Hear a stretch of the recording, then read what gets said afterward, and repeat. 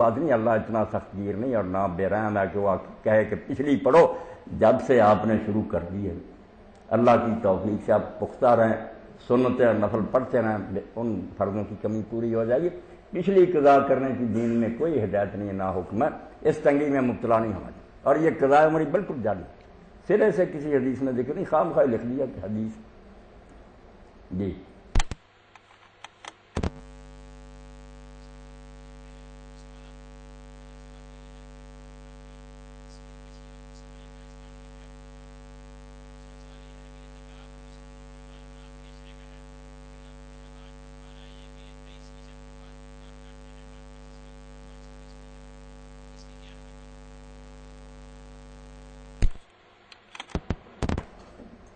اسلام میں کچھ احکام تدریج سے دیے گئے، آہستہ آہستہ میں حضور نے آخری احکام دیے۔ پہلے جب لوگ کفر سے نکل کر اسلام میں آئے تھے نا، تو وہ چونکہ شرک سے نکلے تھے اس لیے بعض احکام میں بہت سختی تھی، جن میں تصویر بھی تھی، کیونکہ تصویر بھی دنیا میں بہت بڑا شرک کا ذریعہ رہی ہے کہ نیک اور بزرگ ہستیوں کی لوگ تصویریں جو ان کو پوجتے ہیں، اس کی شکل ہی آگے بت تراسی بن گئی، تو اس پر بھی بہت سختی تھی کہ اس گھر میں فرشتے رحمت کے نہیں داخل ہوتے، نہ رکھو یہ تصویریں۔ یہ بالکل اسی طرح کا حکم تھا جس طرح قبروں کی زیارت سے بھی آپ نے بالکل روک دیا تھا، کوئی مرد اور قبریں دیکھنے نہ جائے۔ پوجا جو پہلے لوگ کرتے رہتے، مگر بعد میں ہم دیکھتے ہیں پھر وہی حکم جو تھا قبروں کی زیارت کا، آپ نے اس کو ختم کر دیا کہ تم اب جا سکتے ہو، قبریں دیکھنے سے موت یاد آتی ہے، آخرت کی فکر پیدا ہوتی ہے، اجازت بھی دے دی، مردوں کو دی، آخر میں عورتوں کو بھی دے دی کہ عورتیں بھی اگر صبر سے کام لیں اور پردہ کر کے جائیں، چھٹی احکام میں اس طرح آہستہ آہستہ آپ نے وہاں تک پہنچایا۔ یہی حالت تصویر کی۔ اب جو لوگ اس پر جمے ہوئے نا کہ نہیں جاندار کی تصویر ٹھیک نہیں، وہ بعض احادیث سے آنکھیں چراتے ہیں۔ صحیح بخاری میں جب آپ نے کہا تصویر کہا تو اس میں بعد میں یہ بھی فرما دیا اللہ رقمن فی ثوب، کہ کپڑوں میں بنائی ہوئی تصویریں جو ہے نا وہ بے شک جانداروں کی ہوں، ٹھیک ہے، گنجائش نکال دیں۔ اور بچیاں جو ہے نا وہ کھلونے اگر لیں لعب البنات، وہ بالکل مجسمے بھی ہوں، بچیاں چھوٹی چھوٹی ان سے کھیلیں اور وہ گڑیا ان کی ہوں، اس کو بھی درست قرار دیجیے۔ تو پہلی بات نہیں اب رہی، اب صرف وہ تصاویر حرام ہوں گی جن سے عریانی اور بے حیائی کا کام لیا جائے، بے پردگی ہو، صاف صاف ہو، یا شرک کے لیے کوئی استعمال کرے، کسی اپنے پیر و مرشد کی بنا لے، دکان میں رکھے، بیٹھک میں لگائے کہ اس سے برکت ہوتی ہے، یہ تصورات غلط ہے۔ ان کے علاوہ ویسے اگر کوئی بناتا ہے نا تو پھر وہ جیسے کپڑے میں آپ نے اجازت دے دی کہ جاندار بھی کی ہو، کوئی حرج نہیں، اب اس طرح کی چیز۔ یہ السید السابق بہت بڑے عالم، انہوں نے فقہ السنہ لکھی، وہ کہتے ہیں بھائی امام طحاوی کی بات صحیح ہے کہ پہلے یہ چیزیں سختی سے روکی گئی تھیں، آہستہ آہستہ جب ایمان میں لوگ پختہ ہو گئے کچھ نرمی ہو گئی۔ تو اعتکاف عبادت تو بہت بڑی ہے کہ آدمی گھر در چھوڑے، اپنے اہل و عیال سے الگ ہو، مسجد میں جا کر ڈیرا لگا لے۔ یہ سارے سال میں بھی آپ کر سکتے ہیں، نفلی اعتکاف بھی آپ کر سکتے ہیں، جب موقع ملے آپ مسجد میں بیٹھ سکتے ہیں۔ میری مسجد میں وہ ٹیلی فون کے ڈائریکٹر تھے، ایک مہینہ پورا، ایک سال وہ بیٹھے تھے، رمضان کے علاوہ بیٹھ سکتے ہیں، ایک سال رمضان کا بھی انہوں نے پورے کا کیا۔ تو ایک اعتکاف تو مستحب ہے کہ شوق سے آپ کرنا چاہتے ہیں، یہ جب چاہے کریں، جتنا چاہے کر لیں۔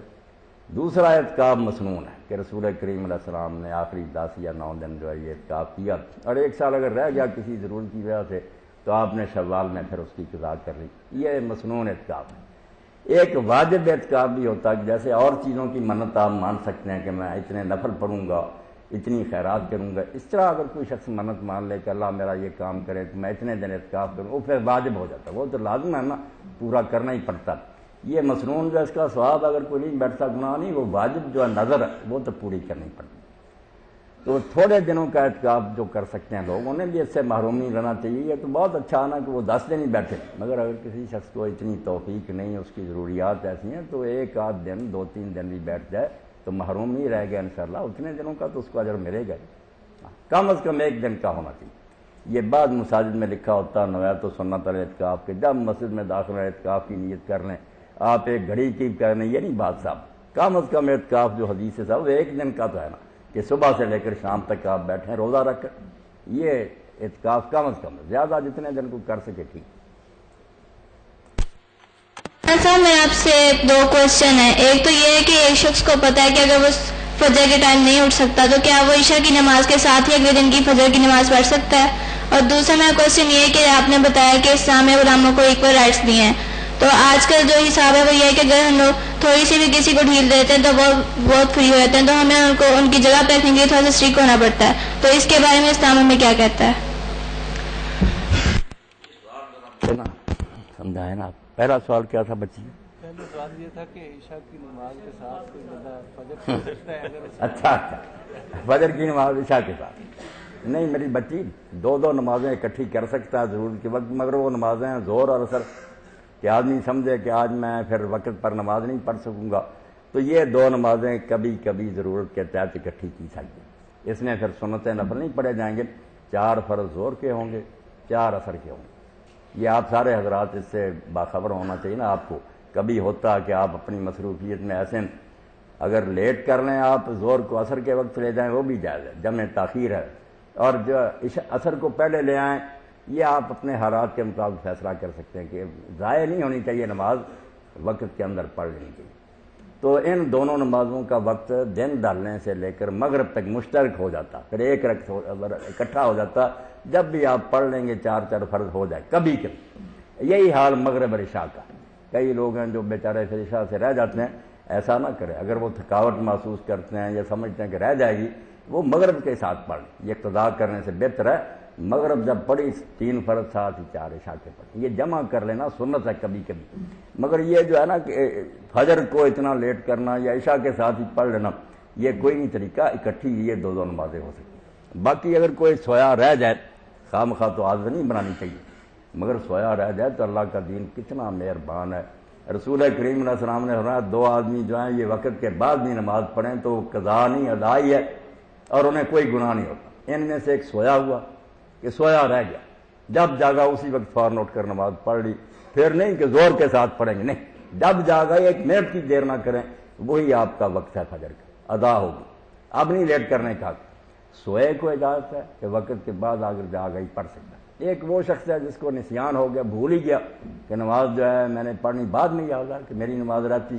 یہ 2 آدمی ہیں جن کو وقت کے بعد نماز پڑھنے کا حق ہے. باقی جو ہم قضا کرتے ہیں نا جانتے بوجھتے جاگتے ہوئے، اس کی کوئی دین میں گنجائش نہیں. پھر وقت نہیں رہتا، وہ مجرم ہو جاتا. پھر اللہ سے معاملات اسے بخشے یا نہ بخشے، اس کی بجائے اکٹھی پڑھ وہ ہو سکتا.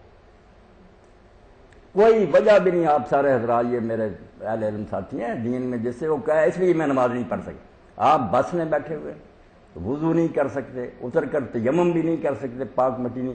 آپ جب وقت ہو جائے نا میری بات سن لیں، حوالے میں بن کچھ کی اللہ اکبر کر، وہیں بیٹھے جدھر کو بس جا رہی ہے وقت پر 2 رکعتیں پڑھ لینا. وہ بعد کی قضا نماز سے 1000 درجہ بہتر.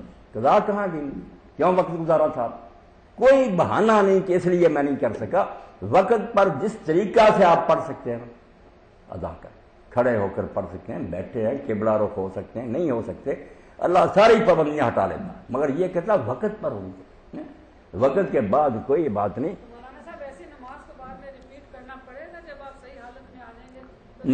نہیں میری بہن کوئی نہیں اپنی تھی.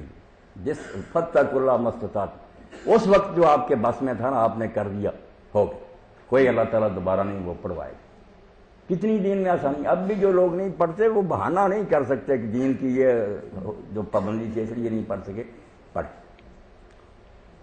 فجر کے بعد آپ پڑھ سکتے. اس کے لیے ایک حوالہ بھی دے دیں کہ کس طرح اس کہ کوئی آدمی بائی چانس ہوا، ان کی عادت تھی.